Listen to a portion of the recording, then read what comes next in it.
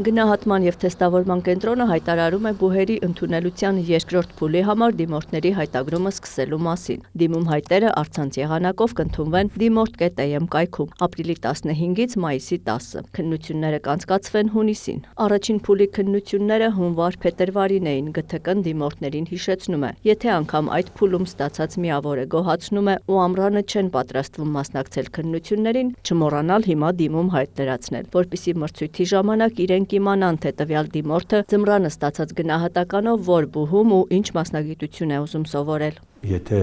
առաջին փուլում դիմորդները հայտագրել են միայն առարկաներ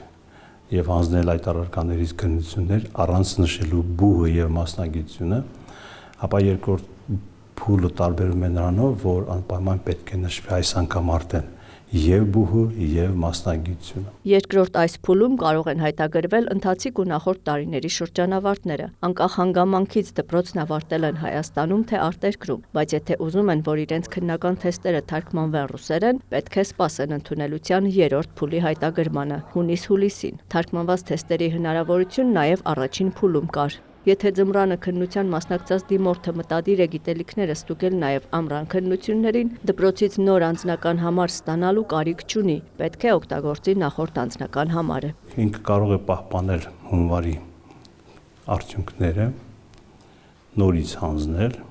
եւ, ինչպես գիտեք, արդեն մրցույթին մասնակցում է առավել բարձր միավորները։ Բուհերում ընդունելության ընդհանուր տեղերը 14,000-ից ավելի են, 2921-ը պետության կողմից ուսման վարձի փոխհատուցմամբ տեղերն են, իսկ 11182-ը վճարովի։ Նպատակային տեղերը, որոնք տարկետման իրավունքով են, մոտ 160-ն են Երևանի պետական ու Հայաստանի պոլիտեխնիկական համալսարաններում, պետության համար առաջնահերթ համարվող մասնագիտությունների դեպքում՝ ֆիզիկա, քիմիա, ռադիոֆիզիկա, համակարգչային տեխնոլոգիաներ, ատոմային էներգետիկա, թռչող ապարատների ավիացիոն սարքավորումներ եւ այլն։ Հատկացված ընդհանուր տեղերի քանակը նախորդ տարվա համեմատ գրեթե նույնն է։ Երևանի պետական համալսարանում օրինակ մի փոքր աճ կա։ Անվճար տեղերը 465-ն են, վճարովիները 1924-ը։ Մի անվճար եւ 17 վճարովի տեղ ավելացել է։ Անվճարը քարտեզագրություն եւ կադաստրային գործը անվճար տեղերը 4-եր դարձել է 5։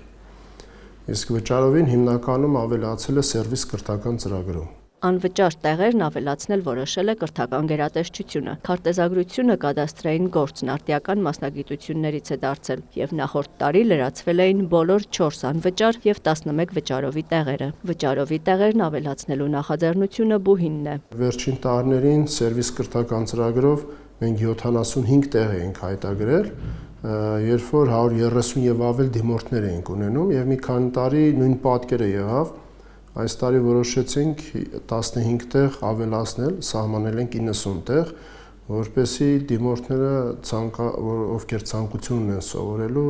շատ դուրս չմնան։ ԵՊՀ-ում ավելացած մյուս 2 վճարովի տեղը հանրային քաղաքականության կառավարում կրթական ծրագրի համար է, էլի պահանջարկը հաշվի առնելով, որ բարձր միավորով ուսանողները դուրս չմնան։ Աննա Զախարյան, Դավիթ Մաչկալյան, լուրեր։